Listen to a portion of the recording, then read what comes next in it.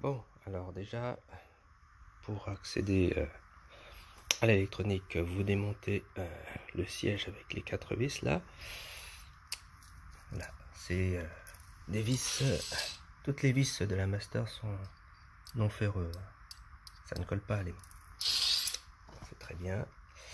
Ensuite, ce qu'on peut voir, c'est que au niveau des sorties du câblage batterie, c'est du silicone noir, donc c'est pas mal, hein. Il y a aussi un joint torique en haut de la suspension de chaque côté pour éviter la butée brusque, hein, en compression. Alors ensuite, qu'est-ce qu'on peut voir? Le câble arrive ici, il y a une sorte de joint en caoutchouc de chaque côté là, et aussi pour les batteries de l'avant. Il semble que ça s'est amélioré par rapport au batch 1 pour éviter toute infiltration d'humidité. Ensuite, le capot de l'électronique, il semble que ce soit bien, que ce soit assez hermétique, au moins à la poussière. Je ne vois pas comment insérer un quelconque outil. Donc, le port de charge, comme on ne voit pas la tension sur l'affichage, on pourrait imaginer d'avoir une fiche avec juste un tensiomètre portatif, comme ça, pour juste le brancher et voir combien on a de tension rapidement sur la batterie. Voilà, donc on va démonter les 4 vis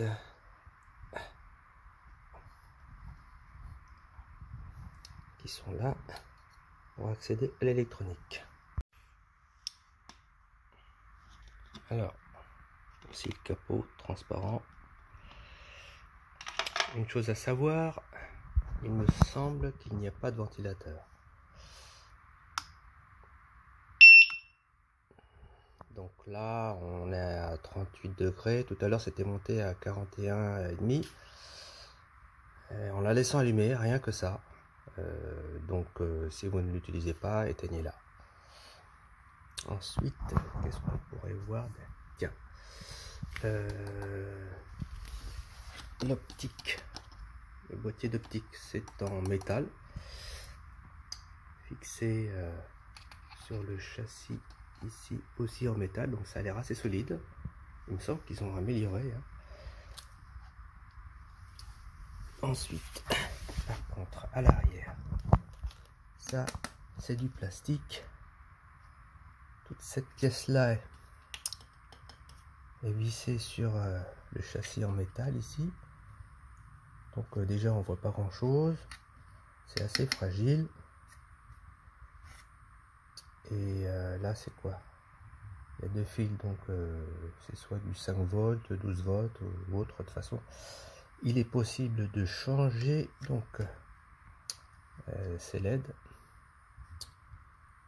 et carrément de s'imprimer quelque chose en 3D qui reprend à peu près la même forme mais en beaucoup plus solide, surtout au niveau de ses fixations en épaisseur.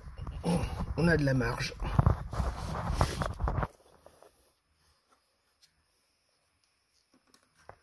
Donc tout ça c'est du plastique.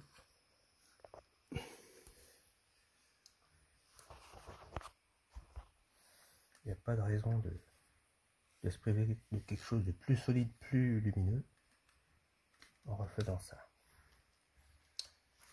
Voilà, donc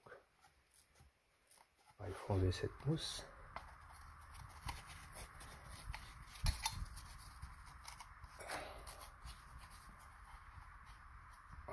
Alors attention à ne pas s'électrocuter, hein. Moi je suis électronicien, donc je sais ce que je fais.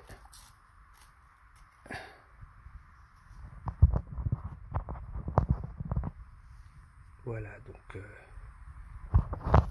chaque batterie arrive ici. Donc il y a trois fils.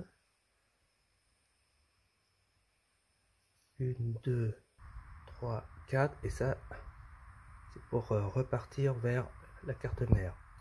Bon, cette carte là, c'est juste pour centraliser les 4 packs. Ben, je dirais que je vais pas m'embêter, je vais aller directement mesurer les batteries, les 4 batteries.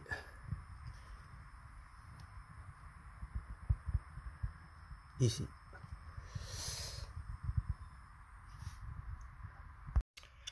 Donc, rectification, hein, on ne peut pas mesurer ici parce qu'il y a du plastique de protection, donc il faut le désenficher et aller mesurer entre le rouge et le noir. Donc après avoir mesuré les tensions, donc pour celle-ci nous avons 33,44 volts, 33,45 volts, 33,45 volts et celle-ci 33,40 volts. Donc c'est quand même important. Nous avons quand même 50 millivolts de moins. Donc cette batterie est à surveiller par rapport aux autres. Bon, alors donc ici nous avons pour l'éclairage arrière, donc en fait rectificatif, il y a 3 fils, donc rouge, blanc, noir. Donc rouge et noir c'est 5 volts. Le blanc ça doit être pour le pilotage. En fait j'ai mesuré, nous avons des pulses modulation à 7,5 kHz. Donc suivant la largeur de l'impulsion, donc l'éclairage va varier. Donc faut trouver un éclairage équivalent, hein, si on choisit d'autres bandeaux LED. Moi je trouve que c'est pas mal simple comme architecture, hein, efficace. Donc en fait nous avons ici la sortie vers le moteur. Et donc ici c'est une gaine protectrice, mais sinon le câble est assez rigide, la gaine rigide à l'intérieur. Donc là ça sort ici, c'est une gaine rigide, et après là ça doit rentrer dans l'axe du moteur. Donc avant d'aller un peu plus loin, donc on voit que ici c'est révision 2022, 28 février 2022 pour la partie alimentation. Ici c'est le 3 mai 2022 pour la partie gestion de l'affichage. Et il suffit de dévisser cette vis là pour aller voir ce qui se trouve en dessous, la carte de puissance. Bon, alors avant de continuer, n'oubliez pas d'appuyer sur le bouton on off pour en fait décharger les condensateurs, hein, qui peuvent être chargés, donc pour enlever la tension résiduelle. Ensuite on dévisse le haut et on soulève, bien sûr après avoir débranché le câble de l'éclairage arrière. On soulève et voilà, donc c'est quand même un bon point. On voit que les condensateurs, il y a eu quand même des points de mastic en haut pour les immobiliser. En bas ce sont les connexions, donc je pense que ça bougera pas. En plus derrière c'est une sorte de tissu tissu siliconé résistant à la chaleur, isolant aussi à mon avis, et donc ça va rester propre dans ce sens là. Bon, on voit qu'il y en a 1, 2, 3, 4, 5, 6. Donc pareil que c'est la carte qui a le plus de MOSFET, 24 je crois. Ça promet. Alors depuis tout à l'heure je ne vois pas de ventilateur, ce qui explique pourquoi la carte chauffe toute seule quand elle n'est pas utilisée et mise sous tension. Je ne sais pas encore ce que c'est. Voilà, donc on a ici un connecteur pour l'éclairage, l'autre pour le buzzer, et ici un connecteur bleu non utilisé. Alors je ne sais pas à quoi il sert. Peut-être un switch pour couper le moteur, mais bouton physique sous la poignée comme on l'avait sur les autres mégodes, mais ça je n'en sais rien. On va peut-être voir sur le net si j'ai des infos. Voilà, je remonte le tout. Alors un autre point, pendant que j'étais en train de remonter, je vois que sur les deux côtés pour les packs de batterie avant, l'orifice usiné pour laisser passer les câbles sont vraiment tranchants, et je crois que je vais prendre une petite Dremel pour adoucir ça, parce que si jamais il y a quelconque traction dessus, ça va faire des dégâts avec la batterie, court-circuit et autres. Donc allons-y. Ah oui, autre chose, quand vous faites cette opération, n'oubliez pas de couvrir votre électronique avec du plastique cellophane par exemple, pour éviter toute projection de poussière métallique qui serait néfaste. Puis après on fait une petite soufflerie avant de refermer. Voilà. Voilà, mon petit chanfrein à 45 degrés. Ah, ça ne coupe plus. Alors si en remontant, je vois que l'eau pourrait quand même venir par là et par là, vous voyez.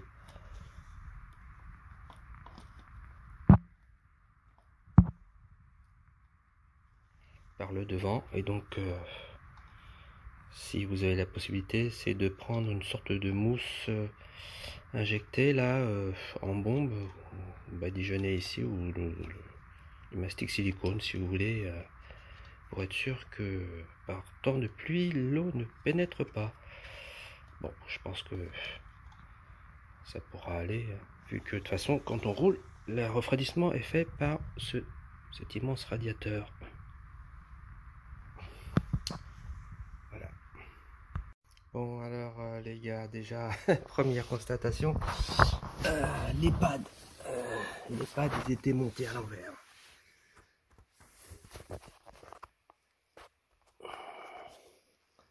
Déjà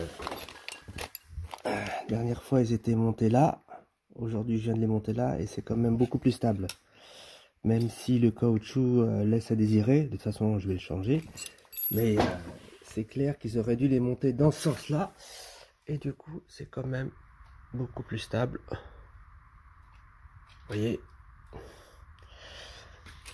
Sinon à part ça, je vais faire quelque chose ici en 3D, en plastique souple, pour que on puisse justement l'abaisser complètement et que ça repose dessus. C'est encore plus stable, voyez. Voilà les amis.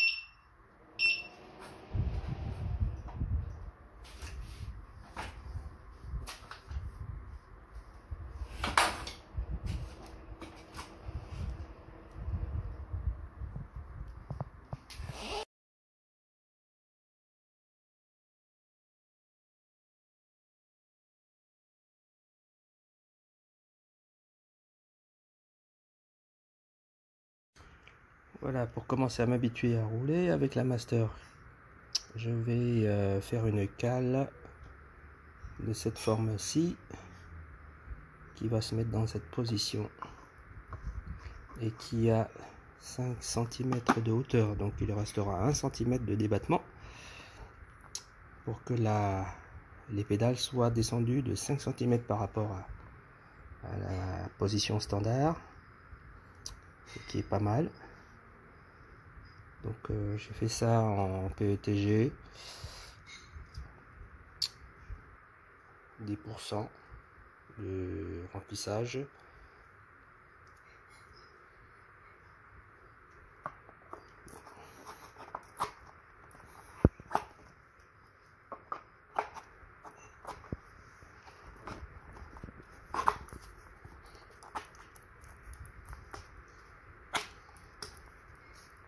Voilà, donc il reste, disons, quand même plutôt 2 cm de débattement. Donc je vais gonfler ça, je vais gonfler la suspension. Donc les pédales vont être plus hautes de 2 cm par rapport à la position basse et venir en butée, et on va pouvoir aller tester ça. Bonjour, alors la Master, quand elle est livrée, elle avait 4 barres, donc j'ai chargé cette nuit pour avoir la 5e barre. Donc comme on peut voir, nous avons ici 2 prises de charge. Donc en fait j'ai mesuré je